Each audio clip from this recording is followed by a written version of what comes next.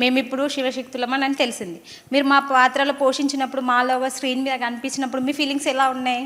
నాకు ఏమనిపిస్తుందంటే సినిమాలో మేము అమ్మాయిల్ని డాక్టర్ కానీ పోలీస్ ఆఫీసర్ కానీ వేరే వేరే పాత్రల్లో మేము చూసాము.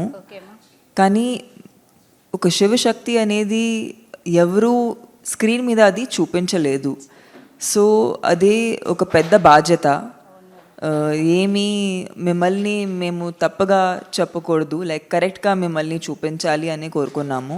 భక్తి అనేది ఒక అందరూ ఎక్స్పీరియన్స్ చేసిన ఎమోషన్ కదా. మనం నార్మల్ సిటీ లైఫ్ కూడా జీవించే వాళ్ళం కూడా భక్తిని అనుభవిస్తాం. ఆ భక్తిని 100,000 మెనీ టైమ్స్ మల్టిప్లై చేస్తే ఎలా ఉంటుందో అదే అదే గుండెలో పెట్టుకుని ఈ క్యారెక్టర్ని జీవించాను.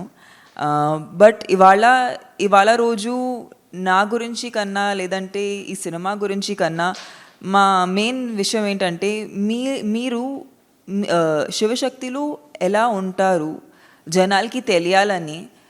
బికాజ్ మీ గురించి చాలా తక్కువ మందికి అర్థమవుతుంది. అంటే కొంతమంది నేను కూడా చాలామందికి చెప్పాను నేను ఇలాంటి ఒక సినిమా చేస్తున్నాను. సో వాళ్ళు అడుగుతున్నారు, ఓ నాగసాధు లాగా ఉంటారు లేదంటే, సో వాళ్ళకి తెలియదు.